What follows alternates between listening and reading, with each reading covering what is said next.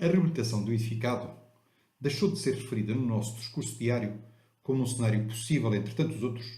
para passar a ser afirmada como um desígnio, não fosse ela uma peça fundamental para a reabilitação urbana e esta, chave mestra para a economia, a justiça, o bem-estar social, a cultura e o uso responsável dos recursos do planeta. E se as nossas palavras refletem, e assim queremos, a nossa vontade, podem, no entanto, não ser totalmente acompanhadas ainda pela nossa prática.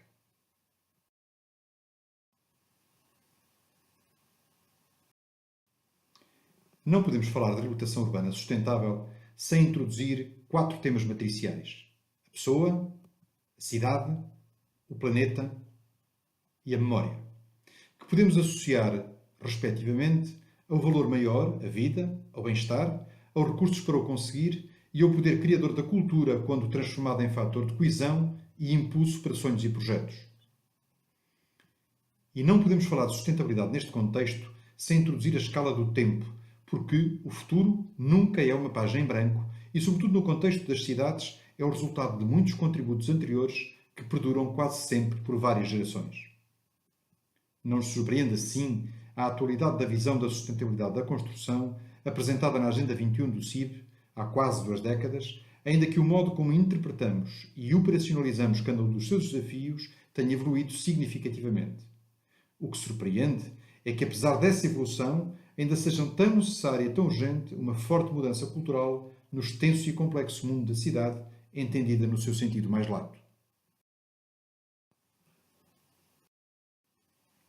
Assistimos em Portugal, neste momento, ao impulso determinante da redução da nova construção em favor da reabilitação, que se impõe consolidar e aprofundar, quer nos conceitos, quer na prática. E se os desafios são grandes do ponto de vista técnico e económico, serão, no mínimo, enormes do ponto de vista social e cultural. Temos repetidamente afirmado que as nossas certezas são cada vez mais no domínio tecnológico, com efeitos sobretudo imediatos, e as nossas dúvidas no domínio das estratégias, com resultados só prescrutáveis no longo prazo. Em reabilitação urbana, e por maioria de razão na reabilitação de edifícios, não há que recear a complexidade e a forte degradação do edificado. Não há que recear a heterogeneidade do edificado e a diversidade dos desafios. Não há que recear os constrangimentos da preservação dos valores arquitetónicos e arqueológicos. Não há que recear a necessidade de investigação e experimentação e o risco que lhes está associado. Não há que recear a conciliação entre as pré-existências e os desafios energéticos e ambientais, porque temos conhecimento e massa crítica para responder a todos estes desafios. É apenas preciso exigir aos técnicos e decisores uma resposta de qualidade e continuar a dar-lhes a atenção legislativa, o suporte técnico e de investigação e os incentivos adequados em escalas diversas e para todos os contextos. Importa exemplificar, ao nível técnico, 3 escalas de abordagem distintas, mas igualmente importantes, para uma melhoria da resposta da reabilitação em termos de sustentabilidade ambiental. Um enquadramento regulamentar atento à realidade, ferramentas de apoio ao projeto de qualidade livre e responsável, informação corrente de sensibilização para todos os públicos.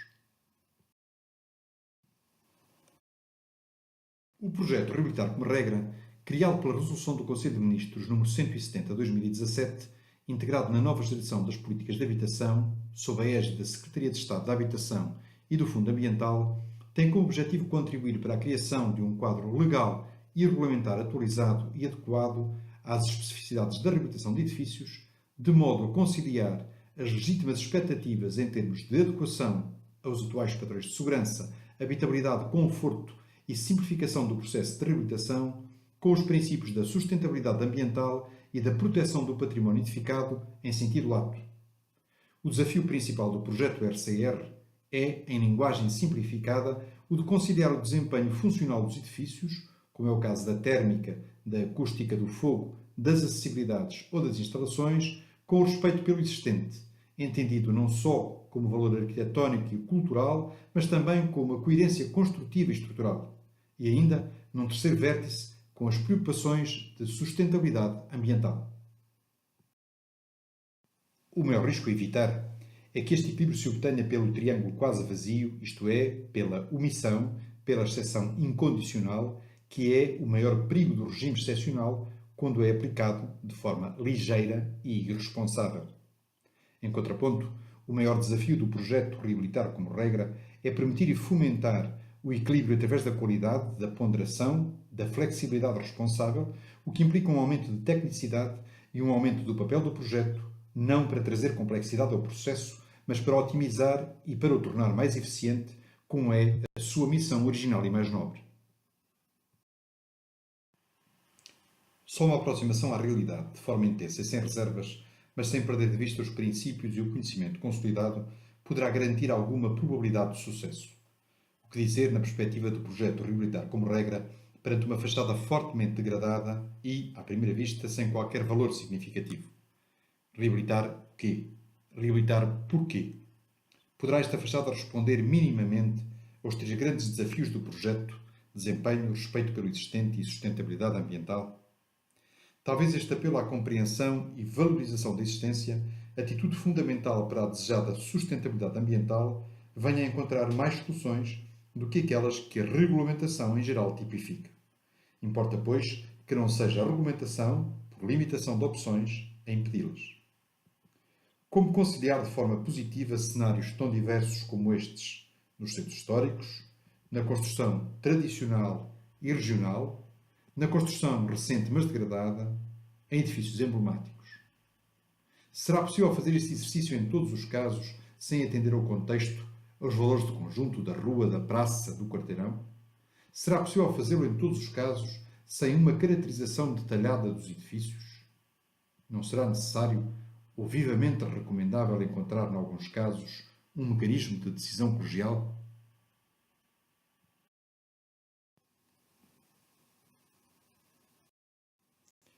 Já não há apenas métodos e modelos internacionais de avaliação da sustentabilidade das construções. Há experiências nacionais, que importa afirmar, de apoio à atividade de projeto de reabilitação.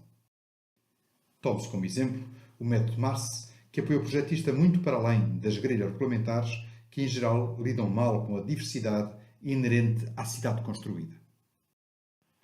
Este modelo apoia-se em 7 pontos de vista: sustentabilidade local, no transporte, na gestão de recursos, do ambiente exterior dos edifícios, do ambiente interior dos edifícios, sustentabilidade na utilização, sustentabilidade sociocultural e económica. A título de exemplo, a área da sustentabilidade na gestão de recursos para os materiais de construção inclui diversos aspectos, dos quais se destacaria o incentivo à reutilização dos elementos principais existentes, ou seja, a montante da produção de resíduos. O resultado final é uma roseta com a apreciação segundo diversos pontos de vista, deixando ao projetista decisor a sua interpretação e valorização finais. Em alguns municípios, queremos mesmo poder ensaiar-se a curto prazo e sem caráter obrigatório uma versão simplificada e localmente adaptada a que poderíamos chamar ficha integrada de sustentabilidade na reabilitação. Importa otimizar o processo de projeto e do seu licenciamento e é necessário reforçar o apoio de proximidade, as ferramentas de projeto, a formação contínua e a valorização social e económica das boas práticas. E como exemplo no domínio da sensibilização para todos os públicos, ultrapassando um receio por vezes paralisante de menor rigor técnico ou científico, a tradução em conceitos simples e consensuais do que pode ser uma atitude responsável do ponto de vista ambiental nas ações de reabilitação, exemplificando-se o que podem ser peças de um mosaico de sustentabilidade ao intervir em edifícios antigos. Não é difícil afirmar que não é sustentável demolir como primeira opção por parecer mais vantajoso, desinventar a cidade sem respeito pelos materiais, abandonar sistemas eficazes como os beirados ventilados, intervir de forma episódica e dissonante, ignorar a arqueologia na fase de projeto e levantamento, manter infraestruturas aéreas excessivas após a obra, vazar estruturalmente o resto do chão e abandonar os pisos superiores, descaracterizar revestimentos envidraçados, aplicar tintas e rebocos incompatíveis com o sistema, invadir e destruir as fachadas com elementos intrusivos, substituir coberturas de madeira por betão armado, conservar apenas as fachadas e sem qualquer função estrutural.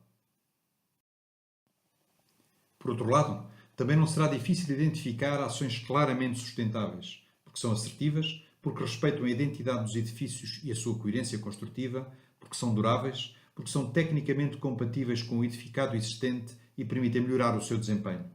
É uma opção de sustentabilidade reabilitar antigos revestimentos ainda coesos em vez de os substituir, reutilizar, reabilitar e reforçar corretamente os caixilhos de madeira, usar tintas minerais e evitar incompatibilidades e descasques, avaliar a capacidade estrutural independentemente do aspecto exterior, assumir como prioridade o atirantamento das paredes em zonas sísmicas, desempenar os telhados com a intervenção proporcionada à situação, por exemplo, com a aplicação de calços sobre as varas e eventual substituição da ripa, mobilizar e especializar a pequena indústria local, manter os pavimentos de madeira e reforçá-los, por exemplo, com tarubos cruzados, manter a ventilação natural, desde sempre existente, e educar os utentes para a sua utilização eficiente, manter a ventilação do desvão das coberturas, melhorar o desempenho e durabilidade dos telhados tradicionais com contributos tecnológicos criteriosos, recuperar fasqueados e revestimentos de gesso ou outras soluções tradicionais de elevado desempenho e durabilidade. De tudo o que foi dito, talvez não tenha sido evidente que as nossas maiores preocupações e desafios quando falamos de reabilitação urbana sustentável têm a ver com o metabolismo das cidades e dos edifícios e com o seu equilíbrio ambiental, e que, a ter, e claramente temos que definir prioridades na reabilitação sustentável de edifícios, ainda que sem uma hierarquia entre elas, não podemos deixar de colocar na base a gestão da água, da energia e dos materiais de construção. E se na água e na energia se estão a fazer avanços significativos, já na gestão dos materiais há avanços a ritmos muito diversos, com a gestão de resíduos na dianteira e a progressiva rotulagem ambiental de materiais bem posicionada, em contraponto com um déficit de cadeias económicas de reutilização de componentes e com déficit de valorização da pré-existência como medida essencial para um ciclo de vida mais longo e, desse modo, mais sustentável. As cidades, e em particular os núcleos urbanos antigos, estão sujeitos atualmente a enormes pressões que implicam escolhas e decisões. E se recordando um ditado popular, quem parte e reparte, entender que deve escolher a melhor parte, sem pensar na sua possível renovação para as gerações vindouras, bem pode ter arte, mas não terá qualquer responsabilidade social, porque não é o que melhor reparte. Esperemos, pois, que as escolhas inseridas numa perspectiva de responsabilidade coletiva e sustentável, para alguns aparentemente tolas, venham a ser progressivamente a nova arte, reescrevendo o ditado popular para o bem das cidades, do planeta e dos que nele vivem e virão a viver.